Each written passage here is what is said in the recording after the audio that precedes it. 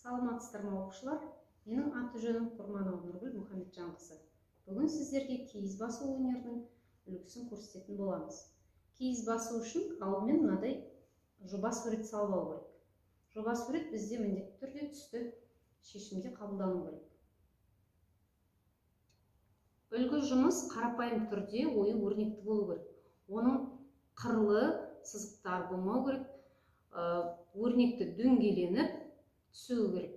Жоба суретте біз қарапайым өрнекті суретті алдық. Негізінен киіз басу өнерінде қырлы үшбұрышты сызықтар қолданылмайды. Өйткені басу кезінде ол дәл суреті шықпайды. Бұл жерде де өрнекті доғал дөңес сызықтармен сызылды.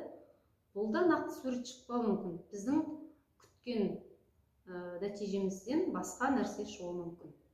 Алайда эскиздегі мазмұнды сақтаймыз. Балалар, алдарыңызда тұрған дайын басылған киіз әдемі өрнектермен жасалған. Бұл жоба бойынша жасалған жұмыс. Қазір біздер киіз басу әдісіне қажет құралдарды айтатын боламыз. Ең бірінші бізге мынадай пленка қажет.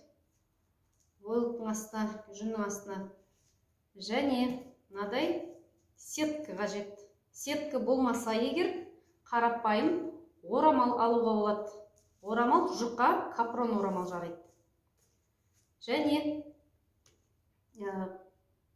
қарапайым сабын қажет. Иіс сабын алудың қажеті жоқ. Қарапайым хозяйственный сабын алу керек. Сосын бізге жоба суретімізге байланысты жүннің түрлері. Егер де болса, бізге мынадай дозатор бар құты керек. Ішіне ысқылтымдау су құйып аламыз. Болмаса, кәдімгі ыдысқа жылы су құйып аламыз. Балалар, жүннің екі түрі болады. Негізінен түйенің жүні қолданады және қазақы қойдың. Қазіргі таңда біздерде мынадай түрлі түсті жүндер бар. Сатылымда бар. Болмаса, мынадай кәдімгі қойдың жүнін алуға болады. Мынау қазақы қойдың жүні, түтілген, жуылған, сабалған. Мынау кәдімгі дайын өндірісте алынған жүндер. Бұлар әртүрлі түстерге боялған. Бұл түсті жүндер арнайы дүкендерде сатылады. Мына ыдыстағы су бізге мына кір сабынды езу үшін қажет. Біздер бұл сабынды жылы суға салып қоямыз.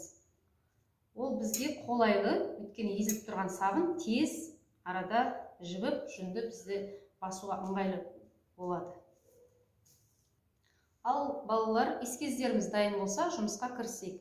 Міне біздің эскизіміз, жоба сурет. Осы бойынша біздер алдымен киіздің негізін саламыз.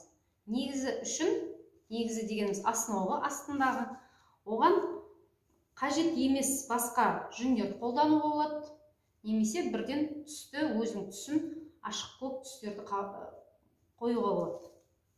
Алдымен киізді басу үшін біздер мына жүнді алу әдісін үйренуіміз керек. Біріншіден мына тұрған жүнді жаймендеп арасын ашып түтеміз. Өйткені ол бүйтіп үзуге келмейді. Сондықтан арасын ашамыз. Бүйтіп түтіп ашамыз араларын. Сосын саусағымызбен жаймендеп қана тартамыз. Сол кезде жүн өте ыңғайлы алынады. Киіздің көлемі А3 форматтан үлкен болмау керек. Бірінші салу үшін мынадай қылып жаймендеп үзіп саламыз. Бірінші вертикальді тігінен жұқалап қана.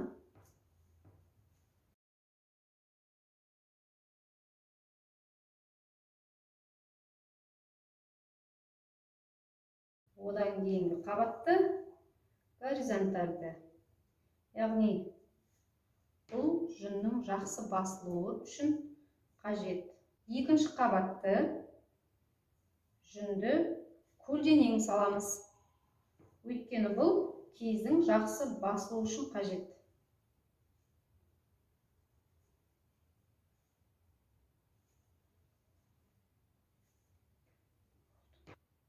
Енді үшінші қабатты біздер жоба суреттегідей қылып ашық көкпен жасаймыз. Үшінші қабат енді қайтаран тігінен кетеді. Бірнеше түсті араластыру арқылы жасауға болады. Өйткені бұл жүн акварель бояуы сияқты араластыруға өте ыңғайлы.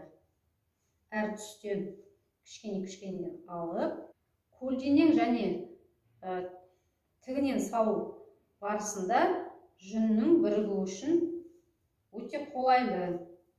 Осы әдіс арқылы бізде жүн бірігеді. Мен фонды басып алдым, фонды қойып алдым. Енді қазір біздер мұна жоба суреттегідей етіп өрнектерді салатын боламыз. Біз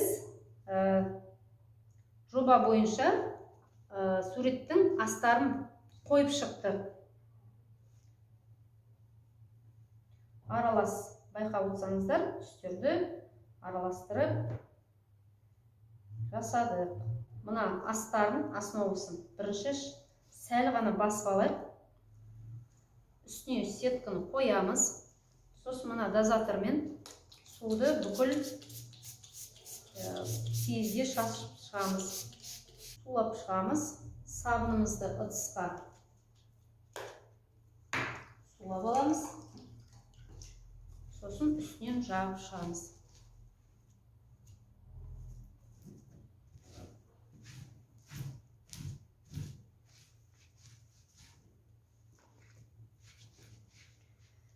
Сабынды жағып болғаннан кейін алақанымызбен дөңгелете отырып ысамыз.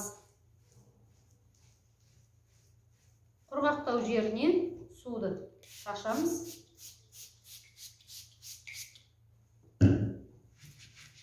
Сосын сәл басамыз. Мына негізгі бетін шамалы басамыз. 5 минуттай кішкене уқалаймыз. Сосын жәймендеп ашамыз. Бұл әлі қатты басылған жоқ. Өйткені біз жоба сурет бойынша бетіне өрнекті салуымыз керек. Қатты көпіріп кеткен жағдайда балалар, көпірікті сүлгімен сүртіп алаймыз. Сетканың үстінен, войлықтың үстінен, жүннің үстінен сүртіп жүрмеңіздер. Өйткені жүн көшіп кетеді, жылжып кетеді.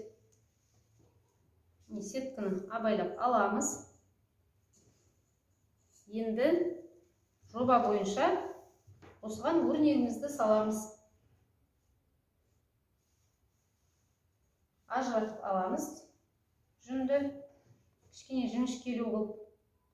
Содан кейін оны түтіп жіберіп кішкене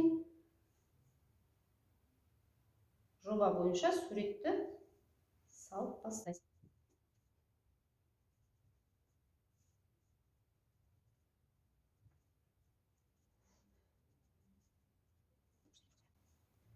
Не балалар, жоба бойынша біздер суреттемесін салып шықтық, мынадай етіп. Сіздер түстерді араластыруларыңызға болады. Енді қазір оны бетін сеткімен жауып, әрмен қарай басу әдісін жалғастырамыз. Сулаймыз.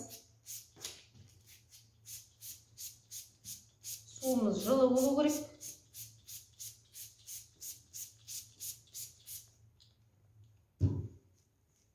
Сабынды ыдысқа ертіп аламыз суға. Сосын бетіне жағамыз.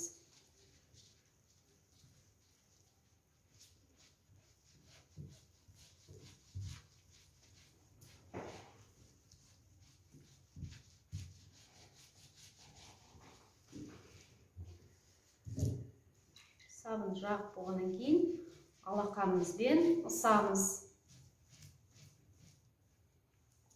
Бұл процесс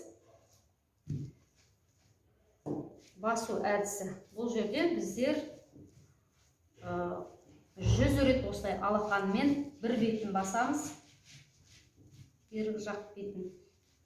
Егерде құрғақ жерлер болса, ол жерді тағы да сулаймыз. Әрмен қарай сабынды тағы да жағып, қолымызбен ысамыз. Мінекей біздің жүніміз басылып жатыр. су көптірігін шығарып ысқылаймыз қолымызбен. Артық көпіршікті міндетті түрде алып тастап отырамыз. Осы әдісті тағы да жалғастырамыз.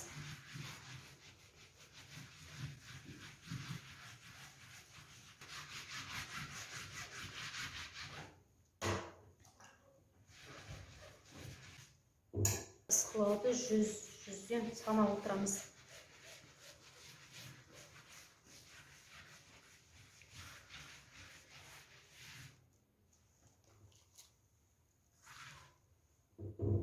Келесі бетін ашайық.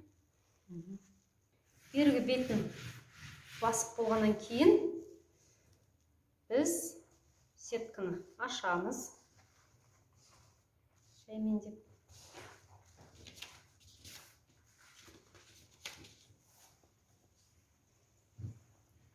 Содан кейін бұл жүнді кері қарай аударамыз. Енді артқы жағынан басамыз. Мына жиектерін кішкене түзеп жіберуге болады. Артына қарай қайырып, жиегін түзеуге болады. Немесе осы ирек-ирек түрінде де қалдыруға болады.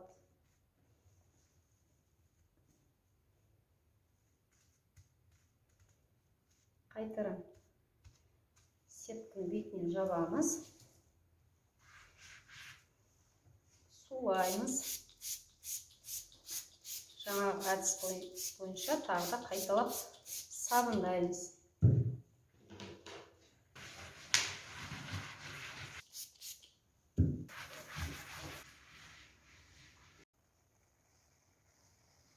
Киізді басу процесінде алақандарын ауырып шаршайтын болса, мынандай оқтауды алып істеулеріңе болады. Бұлай үстінен басуға болады. Немесе жаңағы сабын салғыштың артқы жағымен өте ыңғайлы және қатты басқан кезде көбігі жақсы шығады. Осы екі құралды қолдануға болады қолдарындағы. Әрі қарай бұның киіздің жақсы басылуын біздер әдіспен, өзінің бір әдісі бар тексеретін, сол әдіспен тексереміз. Ол үшін бір қылды тартамыз. Егерде ол қылдың соңынан тағы да көп қылдар еретін болса, ол кезде ол жүн басылмаған деген сөз. Ол қылдың соңынан ермейтін болса, ешқандай қыл, ол кезде ол біздің жаңағы басылған жүніміз дұрыс басылды деп санауға болады. Егерде жаңағыдай қылдар шығып жатса, қайтадан процесті жалғастырасыңдар. Қайтарам басу процесі. Басып, қажет емес көліктерін алып тастаймыз. Осылайша әдісті әрі қарай жалғастырамыз. Киізді басып болғаннан кейін бұл қамауымызды біздер мынадай қылып жұмырлап умаждаймыз. Қамыр сияқты илейміз, барлық артық көбіктерді шығарамыз. Осылай жұмырлаймыз. Мінеки ашқан кезде суретіміз ешқандай да қозғалған жоқ, көшкен жоқ.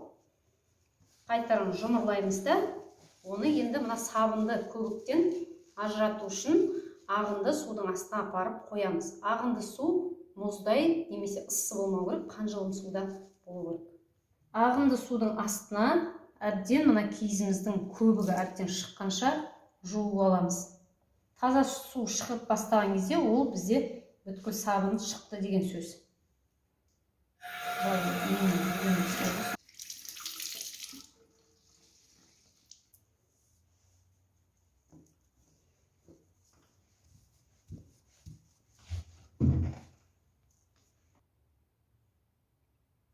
Мінеки балалар, біздің жүніміз жуылып, әбден сығылып болды. Міне біздің киізіміз дайын.